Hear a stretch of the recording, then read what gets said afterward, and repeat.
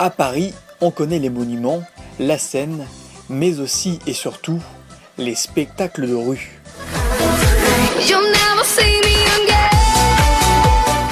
Ces dernières années, ils rythment le quotidien des Franciliens. Que l'on soit amateur ou professionnel, la rue est devenue le nouveau théâtre des artistes.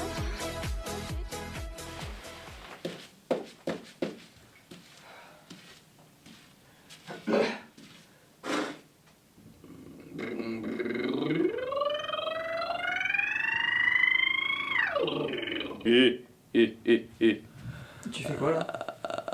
Là, je me chauffe la voix. Je cherchais plus haut, plus bas. Parce que c'est toujours important. Puis là, en plus, on est dans une situation où il peut y avoir entre 30 et 60 personnes. Je pense qu'on a déjà fait 70. Dans la rue, les voitures, c'est Paris, quoi. Donc, on peut pas se permettre d'arriver et de faire bonjour. Bonjour. C'est pas possible. Robin, comédien, s'apprête à donner de la voix pour les visites au spectacle dont il incarne l'un des 3 personnages. Donc là, c'est Gabriel Forestier, journaliste au Journal des Débats, chroniqueur judiciaire précisément. Donc là, on est en 1870, pas aujourd'hui, mais l'histoire. Et donc en 1870, Gabriel Forestier était le journaliste chargé de traiter de l'affaire de la disparition de Nathaniel de Cantocel, qui est l'énigme qu'on va essayer de résoudre ensemble sous les passages couverts. Voilà. Donc ça va être le premier qui va s'adresser au public après le guide qui a un petit peu dressé le tableau. Et il va apporter des informations qui vont permettre de commencer à réfléchir à ce qui s'est passé, à l'énigme des passages couverts. Bonjour, bienvenue, je suis ravi de vous accueillir. Cette énigme offre un parcours au cœur des grands boulevards. Depuis 2009, ces artistes baladent les visiteurs dans une autre époque, avec derrière chaque mur, une histoire. C'est dans ce fameux café anglais qu'a eu lieu le célèbre banquet des 3 empereurs. Étaient des convives Napoléon III, Guillaume Ier et Alexandre II. Alors c'était asperges en branche et cassolette princesse. Et enfin, en dessert, des bombes glacées. Quelqu'un prendra un petit chocolat? Non, personne? Eh bien, le corps de Nathaniel de Cantocel n'y arrivera jamais.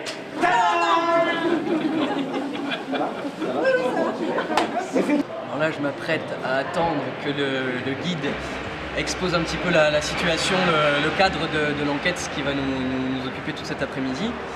Et au moment où il va vouloir emmener son guide dans la visite, moi je vais intervenir, les surprendre un petit peu et leur apporter quelques clés qui vont leur permettre de démarrer. Tout d'abord de me présenter, Gabriel Forestier, chroniqueur judiciaire au Journal des Débats, mais sans doute que la plupart d'entre vous m'a déjà reconnu. Oui. J'ai eu mon heure de gloire à l'époque. Messieurs, dames, ne vous inquiétez pas, je n'ai pas l'intention de vous retarder bien longtemps dans votre enquête. Grands et petits scrutent ces personnages dans un décor taille réelle. C'est moins ennuyeux que pour les enfants d'avoir une animation, des acteurs, etc. C'est quelque chose qu'on voit récemment, même en été, et ça marche bien. Si vous voulez bien vous décaler et venir juste à côté de moi. Alors là, on va rentrer dans le passage des panoramas. Avant de faire le passage des panoramas, on va juste faire une petite parenthèse sur le baron Haussmann qui a transformé la ville de Paris au Second Empire. Puisque au Second Empire, la ville de Paris était à l'époque surpeuplée, malodorante. Et il va la transformer en cette ville lumière que l'on connaît tous aujourd'hui. Vous allez voir. Les passages s'animent et on se croirait presque au Second Empire. Mais je te fais marcher et lui il court, ça va, y a pas de lézard, c'est moi, j'étais dans mes pensées, j'ai pas fait gaffe, ça va, je t'ai pas fait mal entre oignons. Ok, je suis fait, tu travailles, c'est quoi? Alors là, je vais donner le top à mon amie, la comédienne, qui va pouvoir aller se mettre en place, pour pas qu'elle patiente trop longtemps dans le froid, elle m'attend. Moi, je me présente, je suis Mademoiselle Éclaircie. Moi, vos idées noires, je les chasse en un sourire. C'est Gustave Flaubert qui m'a trouvé ce nom charmant. Alors, pour vous prouver que je chasse bien toutes les idées noires, j'aurais besoin d'un homme qui aurait un gros sentiment de culpabilité, oui. Alors, il paraît qu'il y a un drôle.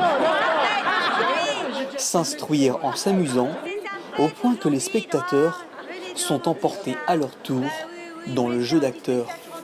Ah, paf, ah, non, oui, presque, c'est le prince de Martillac qui fut touché à la joue droite. Oh, oh, oui, c'est vous. Oui, très intéressant, belle réussite et on ira à Montmartre également, dans la foulée, enfin, quand il fera beau. J'ai été emballée par la prestation de ces 3 jeunes qui font revivre l'histoire de Paris, des passages parisiens d'une façon ludique, drôle, agréable. C'est vraiment super, je le recommande à tout le monde. Si tu veux m'engueuler, on fera ça demain, ok? Là, j'ai une petite, je suis éclaté. Un rapport avec le public que Robin ne retrouve pas dans toutes ses anciennes prestations. Après des rôles dans des séries télévisées, il retrouve un plaisir tout particulier dans ce décor urbain. Ouais, mais ce qui est super stimulant pour un comédien, et moi j'ai eu la chance de découvrir ça quand j'étais encore en école de théâtre, c'est ce rapport avec le public qui est frontal. Et vraiment, moi j'ai eu la chance de d'être dans des situations de jeu très différentes. Et il n'y a nulle part, tout est différent, mais nulle part on retrouve ce rapport avec ça. Ce qu'on nous donne là, c'est en or. Pour un comédien, c'est un espace de partage assez exceptionnel. Faut être là, quoi. Après 1h30, le final est enlacé. Astucieux, ludique et original, ce spectacle est sans nul doute le plus beau de Saint-Jean.